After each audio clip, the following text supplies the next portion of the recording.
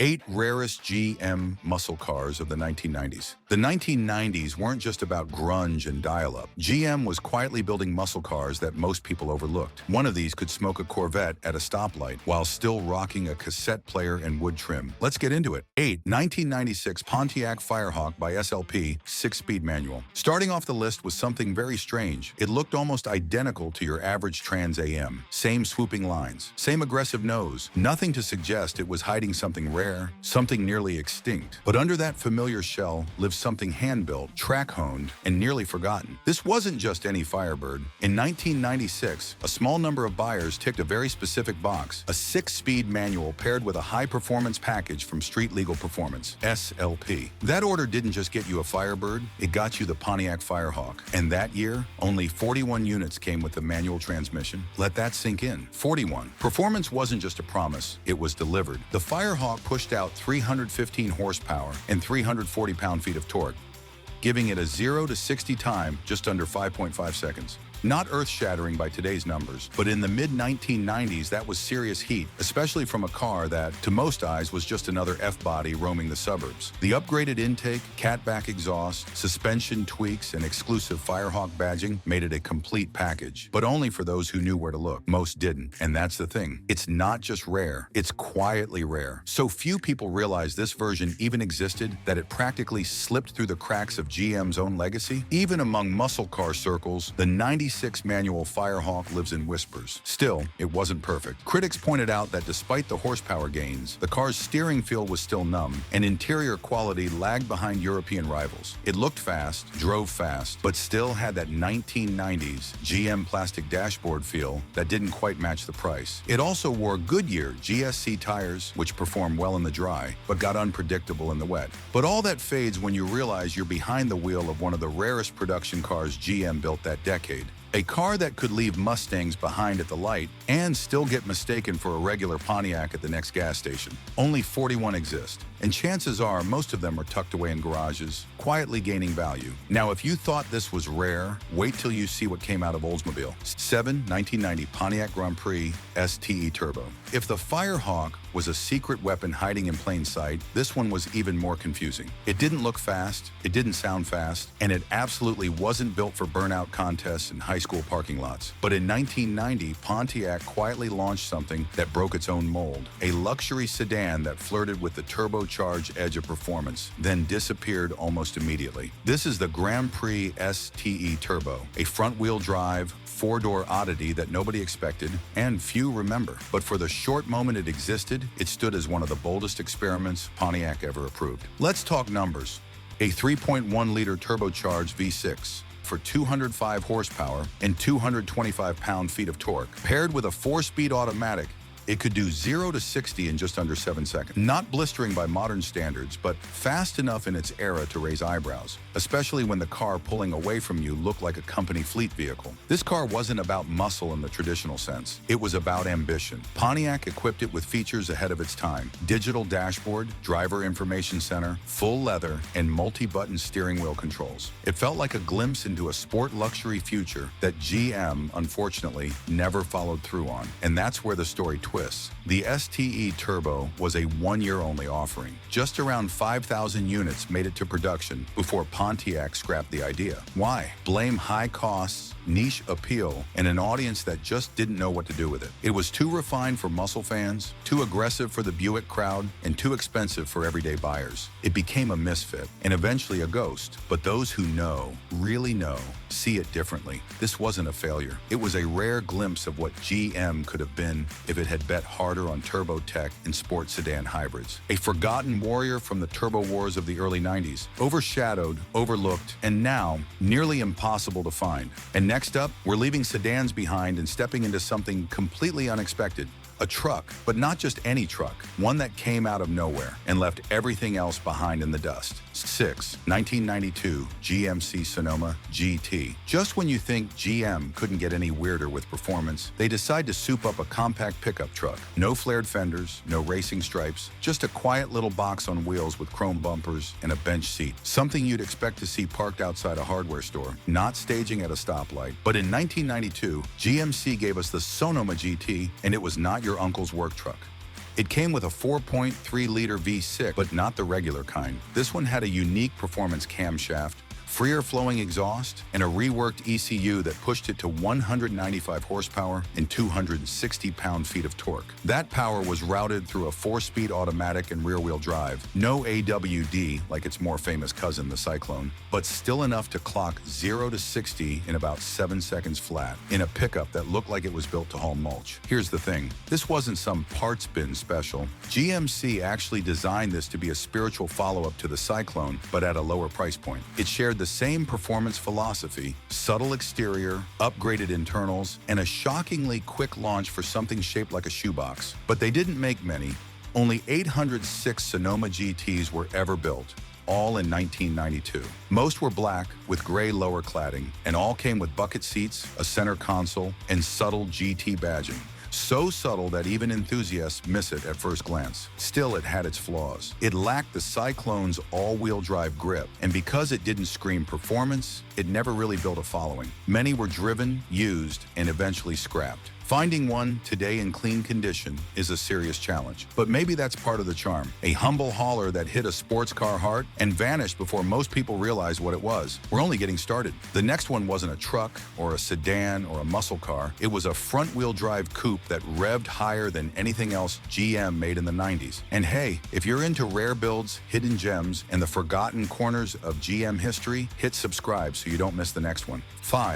1991 Oldsmobile Cutlass Calais 442 W41. If you thought muscle only came with V8s and rear-wheel drive, this next car will throw that rulebook out the window. It didn't rumble, it didn't roar, and yet in 1991, GM quietly produced a high-strung front-wheel drive coupe that could outrun expectations and rev all the way to 7,400 RPM doing it. This was the Oldsmobile Cutlass Calais 442 W41, and it's probably one of the most misunderstood cars GM built in the entire decade. It packed a 2.3-liter DOHC quad-4 engine, tuned to squeeze out 190 horsepower and 160 pound-feet of torque. Numbers that might seem modest now, but remember, this thing weighed just over 2,800 pounds and came with a 5-speed manual.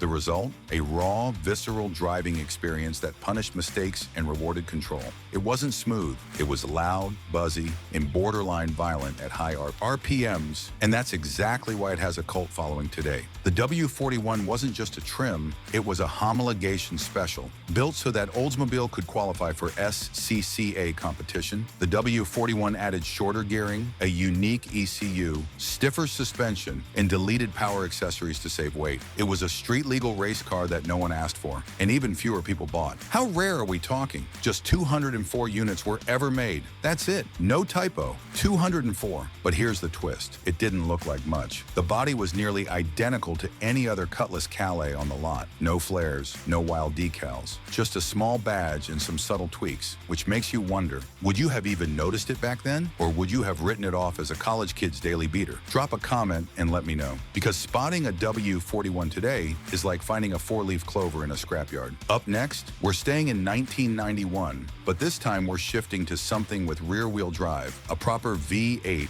and one of the best handling packages GM offered that year. 4.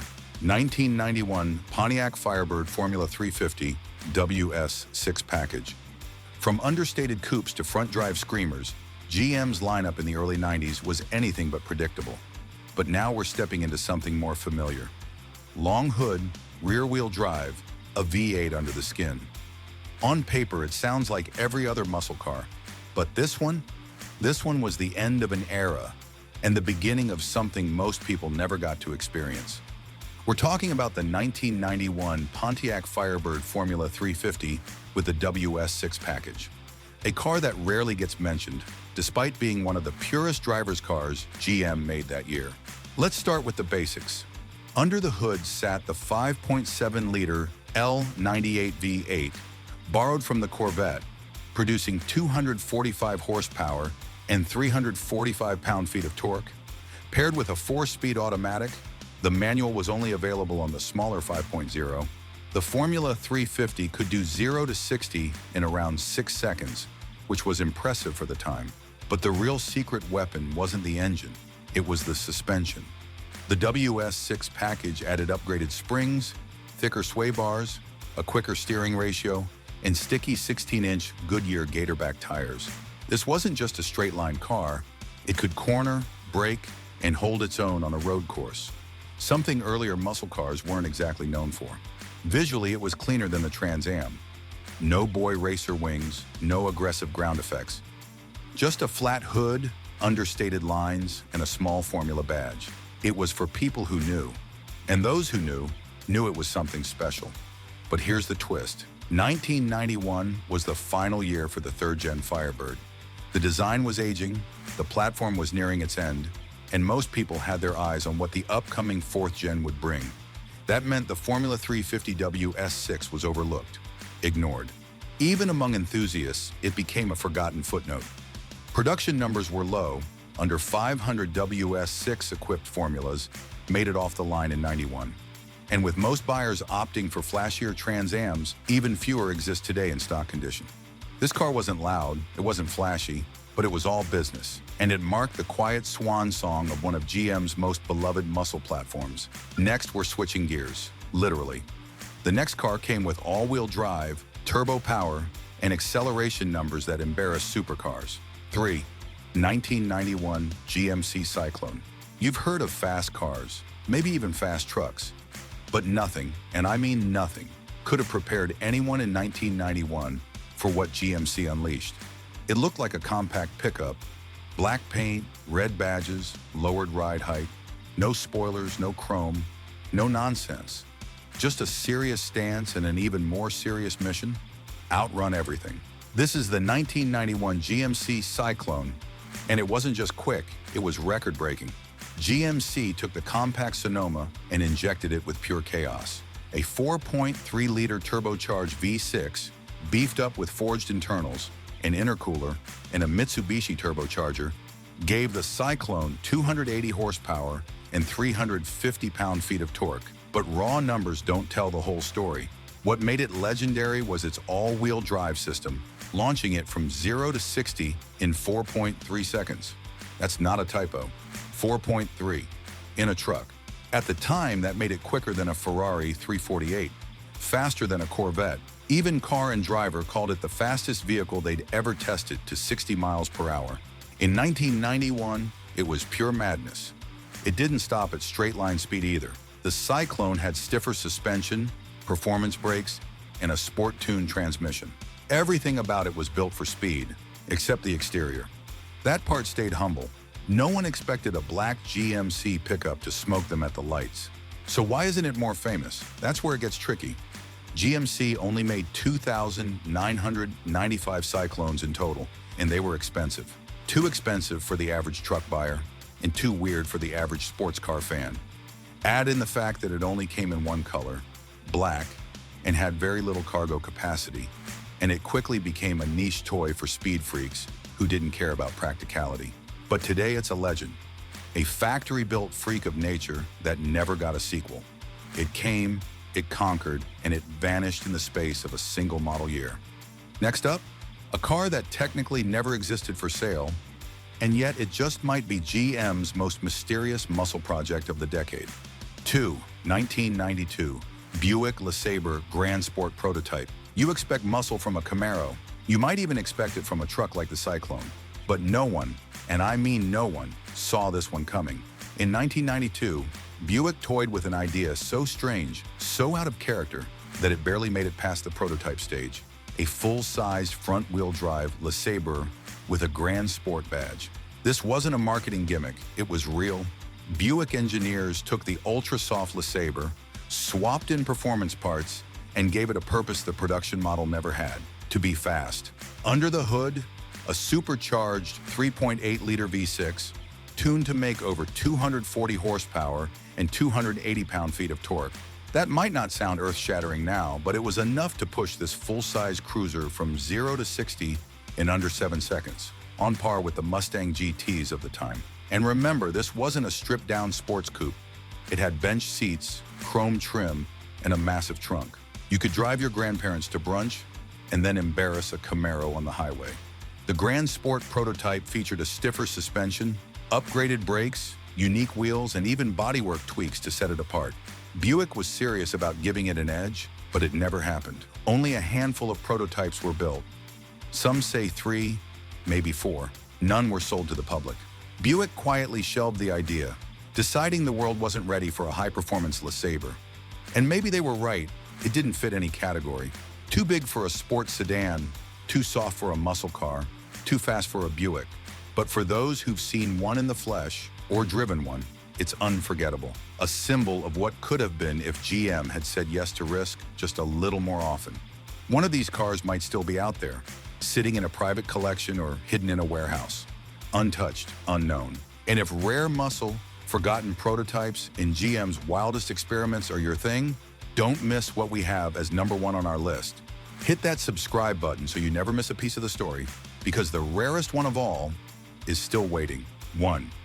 1994 Chevrolet Camaro B4C Special Service Package. You've made it this far through a list of rare and wild GM creations, but we saved the stealthiest for last. The kind of car you might walk past at a gas station without a second glance. No decals, no flashy trim, just a stock-looking Camaro that, in reality, was anything but ordinary. This is the 1994 Chevrolet Camaro B4C, better known as the Special Service Package, a police-grade muscle car hiding in plain sight.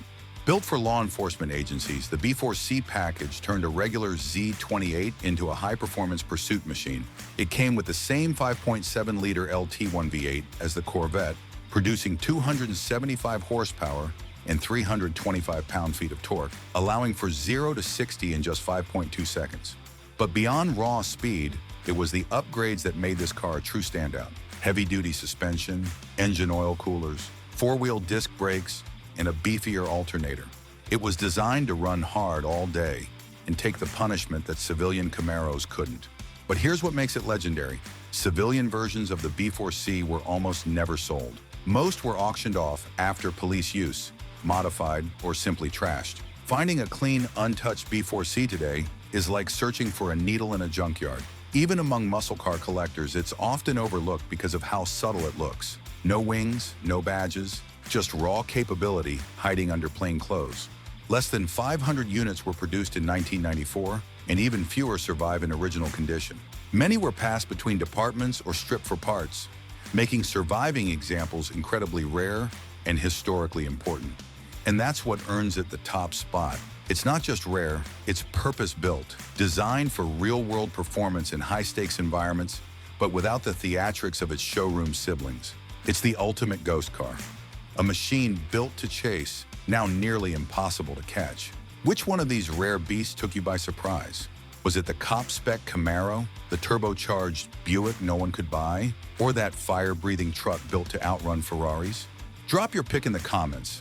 I'm watching to see who really knows their GM deep cuts. And if you thought these were rare, just wait. Next up, we're uncovering the cars GM built so fast, so bold, they were quietly shelved before they ever had a chance to shine. Some were whispered about, others were nearly banned. Hit that subscribe because the ones you've never heard of, they're coming.